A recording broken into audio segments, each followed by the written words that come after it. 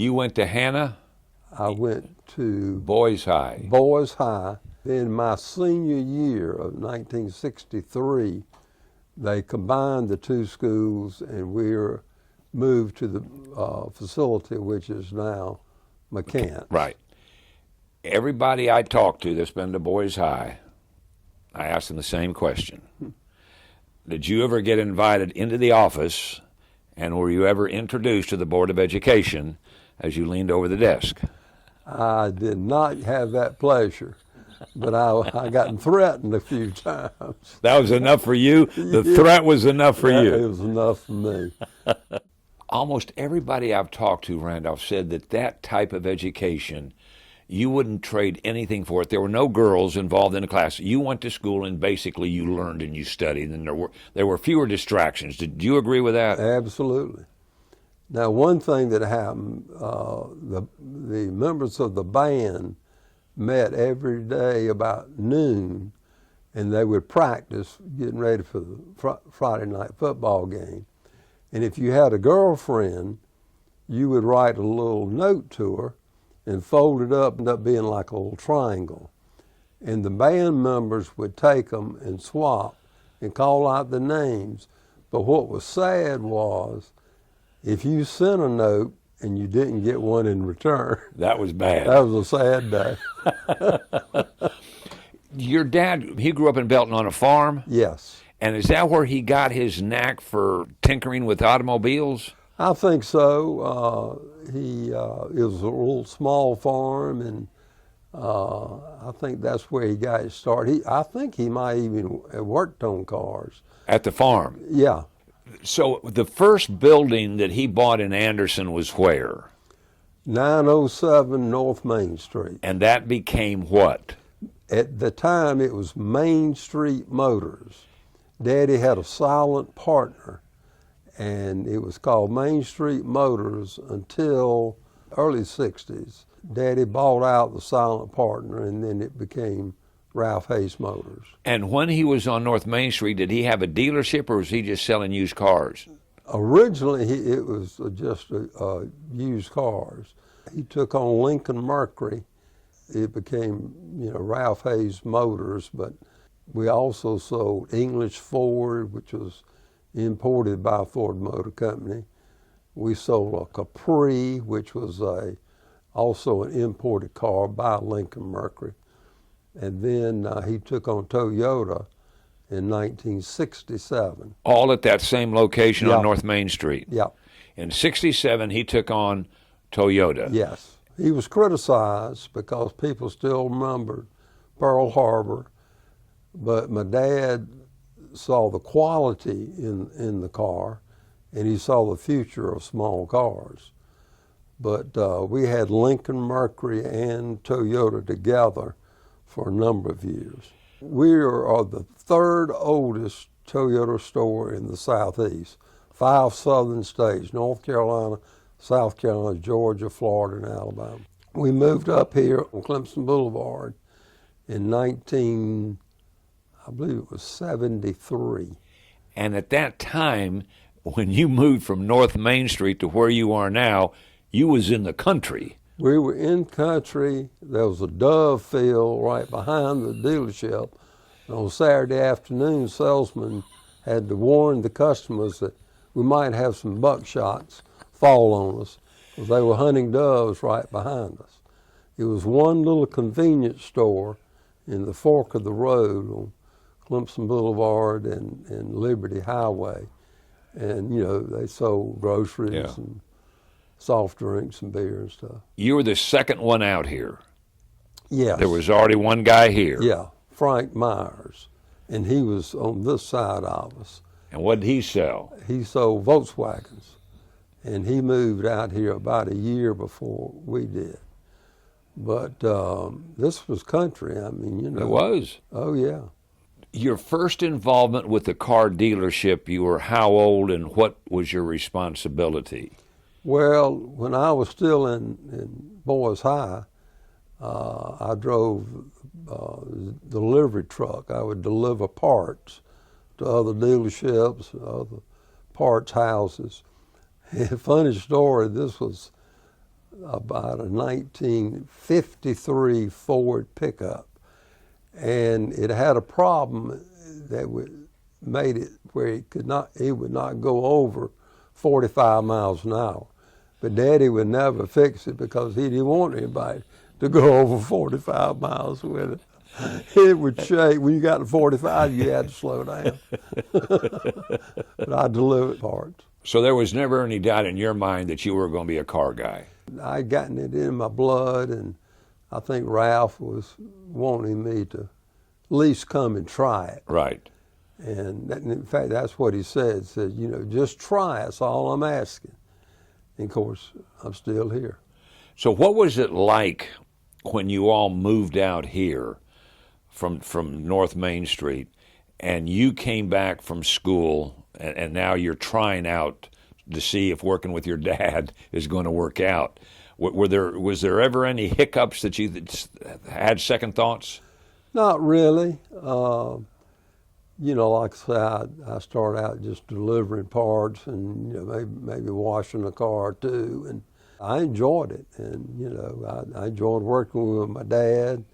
My dad would sit out there on the showroom floor and chat with everybody that came in. And, you know, it was wonderful.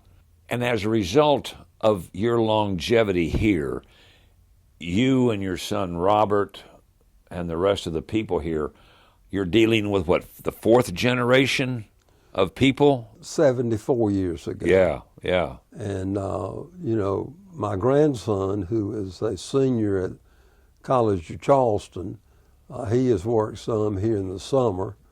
And then I've got a granddaughter at Clemson. She's a freshman. She's majoring in business and smart as a whip. She's never made a B in her life. The way this is set up, you're under Southeastern Toyota? Yes, that's our distributorship. And it's the largest distributorship for Toyota in the world. And that's down in Florida? Florida. Near Jacksonville? Yeah, Deerfield Beach. And Jim Moran started it.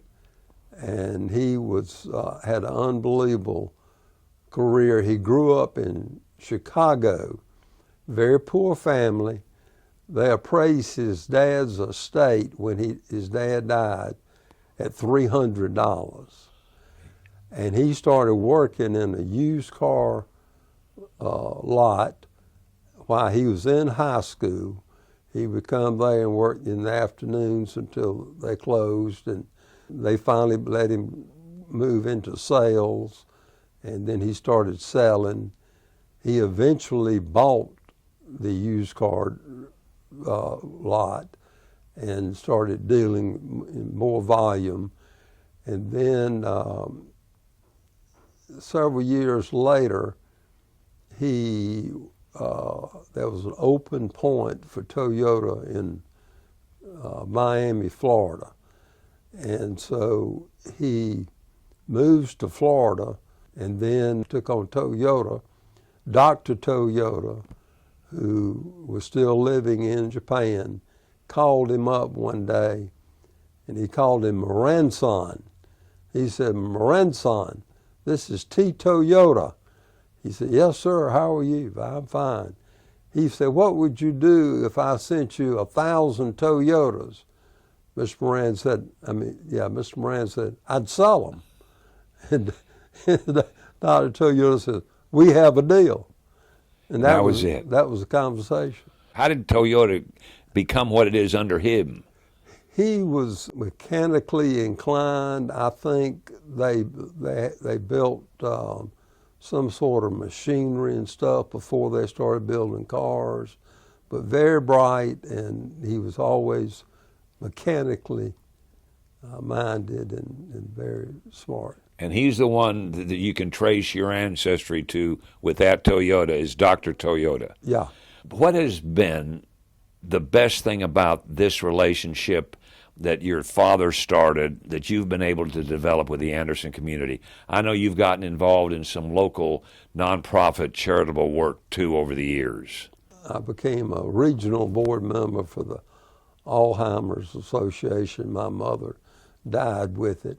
Today, Robert, my son, he started the Anderson chapter, and they meet monthly right here in the dealership.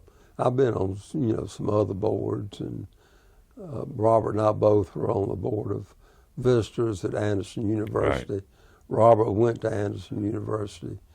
Leslie, his wife, went to Anderson University, and I took one class there. Looking back on some of the ups and downs of your dealership, when COVID hit, all dealerships were up against the wall. I mean, there were hardly any cars out here. How did Ralph Hayes Toyota survive that period of time? We felt very loyal to our employees, and we didn't want to fire anybody or send anybody home or cut their hours, so we kept the full staff that we had. We've had some up and downs, mostly ups, but and you've got a very loyal customer base. Absolutely, absolutely. And you don't get that overnight, and you continue to do things to maintain that loyalty. Exactly, and we take really good care of our employees. We have very, very little turnover in our help here.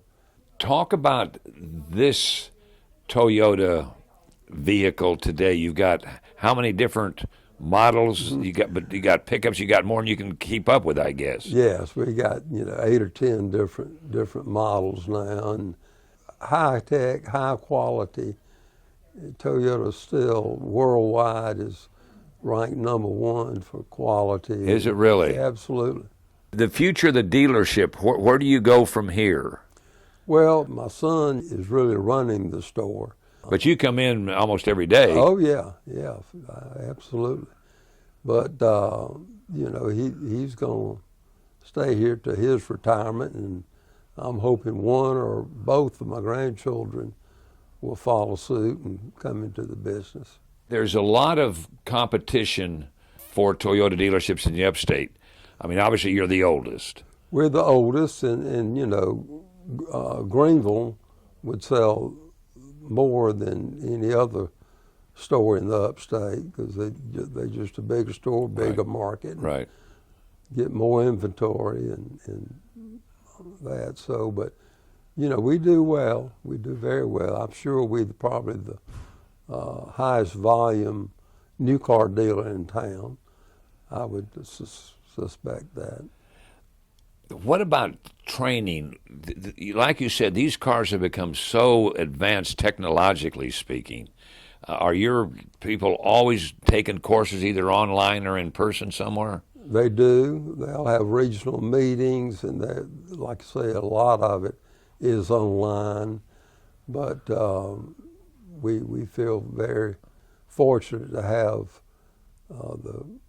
both the back end, the mechanics and service people, and the sales force. We feel like we have a very good crew. So how many employees have you now got? We've got 99 today. I remember at the old location downtown us having 11 employees. And I can tell you 9 out of the 10 I can call their name today because they were family. Yeah. On Saturdays we have lunch brought in for all the employees. We take care of them, and they take care of us. Every night I thank the Lord and my dad. Yeah.